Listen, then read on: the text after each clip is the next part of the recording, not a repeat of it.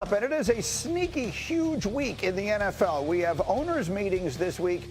We got Graziano Schrager and Dominique Foxworth to break down all that's going to be happening. Let's start with this, Graz. What's up with the tush push? They decided in March to table the discussion about banning the tush push. It's a proposal that would ban this play. A lot of the people that held out didn't want to vote on it, wanted it reworded. So we'll see what the proposal looks like when the owners get it in their hands this week. It is possible they could vote to make this an illegal play. And what they'd be voting against basically is it be illegal to push a ball carrier, which forever used to be the rule. Dominique Foxworth, should they eliminate the tush push? Yeah, I think they should eliminate it, and it's not even for safety reasons or anything like that. It's because it's boring and it stinks. Like, I get that the Eagles have used it to much success and more power to them up until this point, but it encourages a style of play that we want to get away from, and a style of play that's not fun. So the Eagles have had a great time with it, I think, and no disrespect to them, they've created something that's really awesome for them, but no one wants to watch it. Run the ball, do a play action, do something more fun on 4th and short. That's all I want, is fun football. I kind of like that thought on it, and we'll get back to that one because I want to get to the third one here, but we'll save some more time for the tush push. But I'm just finding out about this. Graziano, the players in the 2028 Olympics is something that they're going to vote on this week. What is this about? Allowing NFL players to participate in flag football in the 2028 Olympics in Los Angeles. It would be one player maximum per team, and there's all kinds of stuff in the proposal about protection, salary cap credit if somebody gets hurt, and minimum standards for playing surfaces and all that. But it is possible that you would see NFL players playing flag football in the Los Angeles Olympics in 2028 if this passes. I can tell you, having worked for the league for the last 9 years, flag football might be their biggest priority and their widest range of what they want to do with this. That said, it's right before the season starts, Summer Olympics. I've seen Edwin Diaz in baseball shred his knee in the World Baseball Classic. I don't want to see Tyreek Hill get injured because he beat Latvia in a flag football game. I don't need to see Zay Flowers get hurt because they finally got the best of Turks and Caicos. I'm good. There's a lot of adult men leagues and women's leagues. Let them play in the Olympics. The NFL, stick to training camp. Latvia, by the way, is a 6.5-point underdog in that game.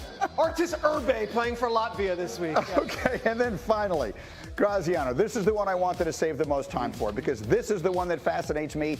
I have been arguing for this for 25 years. They're going to vote on reseeding or redoing how they do the seeding in the playoffs. Yeah, if this proposal were to pass, a division winner wouldn't automatically get a top 4 seed in a home game. Division winners would all qualify for the playoffs, but then they would seed it according to record. And that would be a critical difference because, you know, if you have a 10-7 division winner, a 9-8 division winner that would host what was it last year? The Vikings went on the road, right? They're 14-3. Correct. And they had to play on the road at the Rams 10-7. This would not be the case under the new proposal, as you see here. If the exact standings from last year had happened again under the new proposal, you see on the right the way it would have been seeded. Rams at Eagles first round, Buccaneers at Vikings, Packers at Commanders. I am 100% in favor of this idea. I've said it before and I'll say it again. I like anything that makes the regular season more important. And that's what people have to understand. Owners have historically resisted this change because they love the idea that winning your division gets you a home playoff game. Right. But there's concern. Last year's Week 18 was non-competitive in a lot of, there were maybe 1 or 2 games that mattered. And if they expand it to 18-game regular season, that problem could only get worse. So the idea would be maybe this incentivized teams who would rest their starters in the final week of the season to not do that. The Rams are a good example of that. They didn't have to play the last week of the season because it was the difference between getting the 3 or the 4, and they didn't think that was a big deal. If they had all of a sudden been the 6 or the 7, it would have mattered. Dominique, this is a perfect illustration of what you said last week. When I talked about de-incentivizing losing, you said, no, Greeny, you're looking at it backwards. Incentivize winning. This would incentivize winning right to the end of the season. I love it. Do you? I mean, I get what you're saying, but I don't love this particular solution because we can't act as if there isn't a cost. Right now, the intensity of the rivalries in the division and the fact that winning the division means something, it matters, and it makes the games more fun. And you see that different divisions in football develop different styles of play in order to beat each other, which then makes it even more exciting when we get into the playoffs. So, like, I understand. I can't disagree with you about the Week 18 problem and potentially Week 19 problem, but I do think that we have to acknowledge that it comes with the cost. And the cost is to be like all the other sports where the divisions don't matter nearly as much. And right now, I love that the divisions matter a lot. I love that in the offseason, teams are spending a lot of their time developing their roster and their schemes to beat the guys in front of them. It matters and it's fun to me. What do you think? I think it dilutes rivalries, like Nick is saying. I also think if you're a fan of the Cleveland Browns right now, you haven't hosted a playoff game since 1995. You haven't. But right now in May and in June and July, you're thinking, this is the year we're going to host a playoff game, and I'll be in that building. The Jets have been since 2003. The Raiders have been since 2003. Just a few years back, the Lions had that Sunday night home playoff game, and Mike Tirico was on the call and was like, this is for the generations of fans who have not seen a home playoff game. I think for the owners, they look at it and say, we have a 1 in 4 chance of having that happen. I think that still carries a lot of weight and a lot of value to those fan bases. I would hate to dilute that and say, you won the division, but you actually had less losses, so you can't have a home game. Sorry, fans.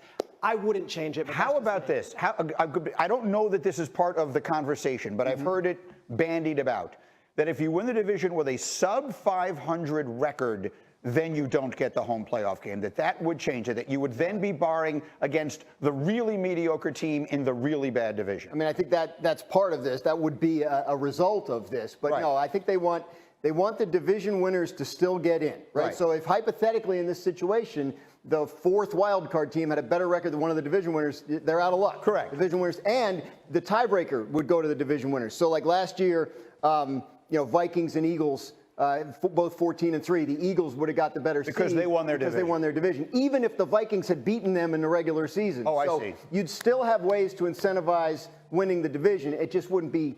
You'd take away that home game that Peter's talking about. All right, so I think if we can agree on one thing, it's that we think it's a good idea communally, and I'm right. Okay, fair enough. As we continue, are we headed towards a break?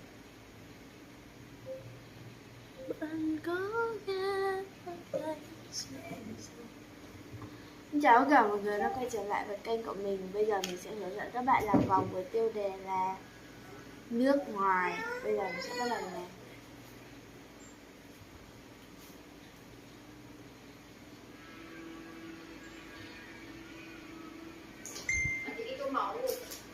Vâng. Thì làm cho em 5 file tô màu đi. 5 file đi. Vâng. Bây giờ cứ giã trước tô màu thôi.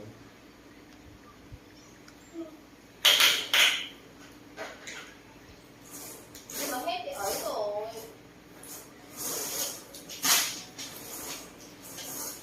Thế cái sản phẩm nào thì...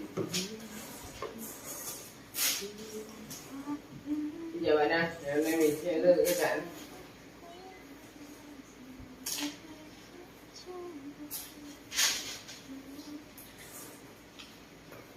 Bây giờ mình sẽ đưa cái rắn ra quả bưởi nha. Bây giờ mình sẽ đưa cái rắn.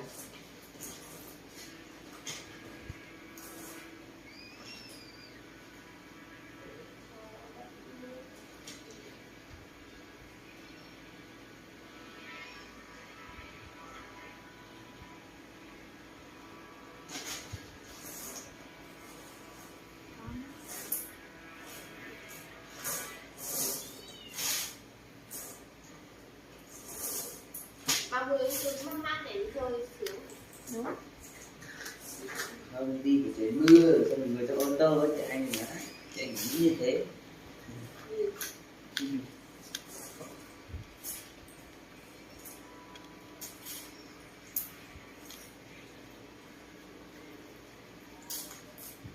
Nếu mà đi chắc anh Tuyên cho đang đi công viên vừa lách thứ. Vừa lách thứ à? Đang nhìn với các khí phía dưới. Mấy con đấy có phải lúc nào được nhìn ngoài đài đâu, nên là lớn đi.